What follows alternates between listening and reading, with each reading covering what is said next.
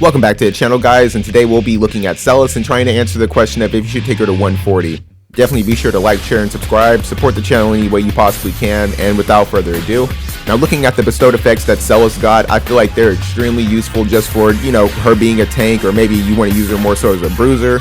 Her reincarnation is pretty much just straightforward, unit attack resist, healing power up. All these things are going to really benefit and stack with Undefeated General Pride's enhancement. And with her being a tank, she's somebody who's just going to benefit from being reincarnated fully to the max. So you definitely want to just try and, take her as far as you possibly can. Maybe just focus on her and kind of skip the other units.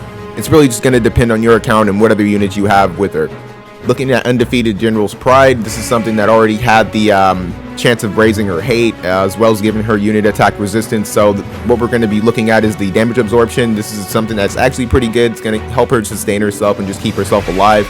And I feel like when you combine this with Runic, it's going to just make her a little bit more useful. Maybe you're taking on sub magic teams, or maybe like a full magic team with like one physical attacker. As long as you have the proper cards and everything that she really needs, maybe she's getting buffs from certain units, this is going to be kind of a little bit more difficult to take her down even against physical units. Some of the skills I wanted to highlight is definitely going to be Magic Burst. This is going to lower AoE resistance as well as lowering magic, kind of, just helping her deal with these magic teams or these sub magic teams. And just in general, making like units more vulnerable to the AoE. It's just going to make them easier to take down for maybe another unit. Rune Break is also going to be pretty important. This is going to lower that spirit, so I would have to say that you probably want to leave that on as well. And after that, I would have to say Cleansing Blade is something else that's going to be pretty important. This is going to remove debuffs from herself. And as far as her main kit goes, this is going to be pretty much her best means of dealing damage. One sub job I do want to talk about is Imperial Rune Knight. I feel like having Curata is something that, more or less she's probably going to be using this on herself, and it just gives her a means of kind of just healing herself if she doesn't have the range to actually hit anyone. And on top of that, I feel like having Water Gun is not that bad of a deal. It's giving her another means of dealing damage just with that pure magic attack instead of it being something that's dealing slash damage.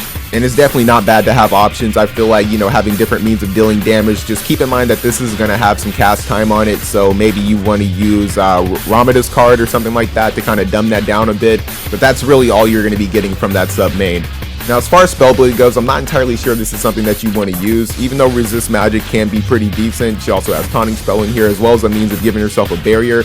I just feel like there are other units that can just do these things for her. Not so much like, obviously what Taunting Spell does, but there are other, units that can give magical barriers. There are other units that can raise magic resistance. So, in all honesty, I don't really feel like this is all that beneficial. She has means of giving herself hate as well, and you really want her to go into Runic or maybe Undefeated General's Pride way before she comes in contact with the enemy team, or maybe they start to aggress on you. So personally for me, I just feel like Red Mage is just probably going to be the better pick. You're going to be able to get sleep, so if she doesn't have the accuracy to hit someone, I mean, this is a chance of possibly hitting. I've seen it like land a couple of times, but I mean, it's nothing to really rely on. She also has Jamming Thrust. Is going to be a different means of dealing damage, and it cancels ability activation, so any kind of mage just trying to cast something, as long as she can act before them, this is going to be a good means of just kind of making them waste a turn while also raising her spirit. So I just feel like this is something that's, complements pretty much her overall build.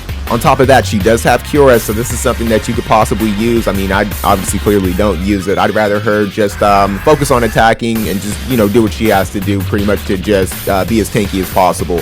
Something else to keep in mind about Jamming Thrust is that it has a lot of range, so just keep in mind of the map that you're using her on. She's probably not going to have enough time to go into Runic and Undefeated General's Pride, but just with who she wants to target, I really don't feel like it's a good idea to turn this off. Now, Celes is somebody who really does have good support. She can raise her move and raise her max HP, but this can be something that can work to her detriment, and it can possibly affect her being able to get those 2 buffs off. So this may be something you may turn on and turn off just depending on the map that she's on.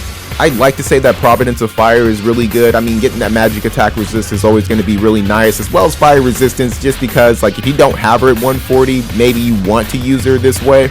I just personally don't feel like it's like something that is like in the top tier of what she has to offer. Naturally enough, if you want to go right into Runic and maybe you don't have enough for that second buff, you can use this to just have her have that native hate, raising her defense and her spirit. Once again, just kind of making her that neutral tank, or at least giving her like a chance to take some physical damage.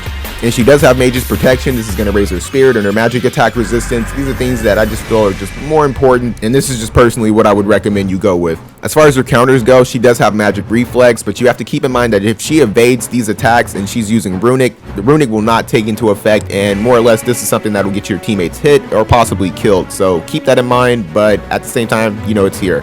Overall, I would have to say Rune Guard is just probably your go-to. This is going to reduce the chances of her taking a lot of damage.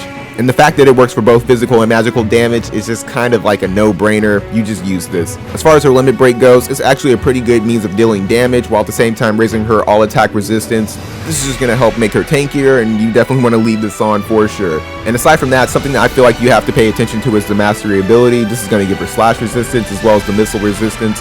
So just kind of keep that in mind whenever you're trying to attack certain teams, or you're like, coming up with a build. These two are going to be something that I feel like you really want to try and play off of. Also keeping in mind about the magic attack resistance. I wouldn't say build all three of them or anything like that, but try to focus two for sure. You want to have the slash and the magic attack resist, or maybe you want to have the missile and the magic attack resist. But regardless of which ones you choose to build up, you do have to keep in mind that she is just going to succeed more as a magic tank than anything else.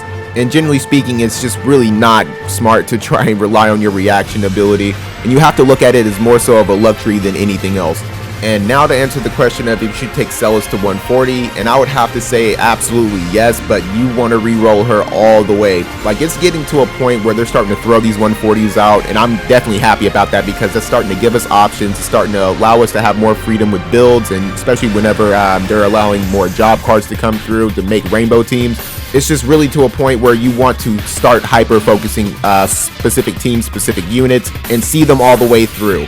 You have to keep in mind that you're probably going to be going up against some people who are spending a lot, and they're completely just capping out their Sephiroth. They're capping out, certain specific units that are limited or collab units. And when it comes to the general pool units, these are units that you can just kind of throw into the barracks, or maybe use the hard quest to kind of get their shards and build them up. So these collab units, you really have to just pick one, maybe throw Terra, Locke, and Celes into the barracks, and then just kind of just use all those mind spheres specifically for one unit.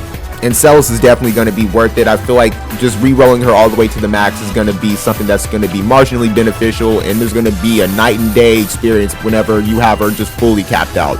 But with that, I really don't have anything else to say about her. I feel like at the end of the day, you have to have the cards to definitely try and get the most out of her. Running her with units like Amnelis or maybe Aerith, just to give her maybe some re-raise or maybe that heal back. It's just going to be something else that's going to make her just more annoying, and you want to definitely try and make your tank as annoying as possible. But with that, I really do hope you guys enjoyed the video, and I hope to catch you in the next one. Take it easy.